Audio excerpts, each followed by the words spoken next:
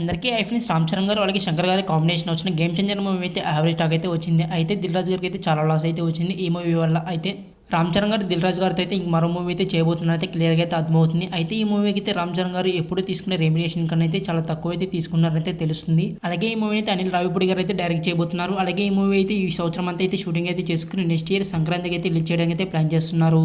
ఈ సంక్రాంతికి రిలీజ్ అయిన వెంకటేష్ గారి సంక్రాంతికి వస్తున్న మూవీని కూడా అయితే అనిల్ రావిపూడి గారు అయితే డైరెక్ట్ చేశారు. దిల్ రాజు గారు అయితే ప్రొడ్యూస్ చేశారు. ఈ మూవీ అయితే పెద్ద హిట్ అయింది మనందరికీ తెలిసింది, 200 కోట్ల దగ్గరికి అయితే ఉంది. ఇందువల్ల అయితే అనిల్ రావిపూడి గారు అలాగే రామ్ చరణ్ గారితో అయితే మూవీ అయితే ప్లాన్ చేశారు దిల్ రాజు గారు.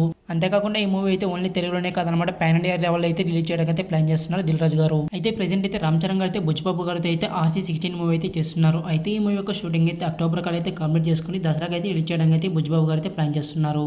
అయితే ఈ మూవీతో పాటు ఆ మూవీ యొక్క షూటింగ్లో కూడా రామ్ చరణ్ గారు పాల్గొంటారా లేదని త్వరలో అయితే తెలుస్తుంది. నేనైతే ఈగర్గా అయితే వెయిట్ చేస్తున్న 2 మూవీస్ కోసం. మీలో ఎంతమంది రామ్ చరణ్ గారి ఫ్యాన్స్ ఉన్నారో కామెంట్ చేయండి. అలాగే వీడియోకి అయితే లైక్ చేసి మన ఛానల్ అయితే సబ్స్క్రైబ్ చేసుకోండి.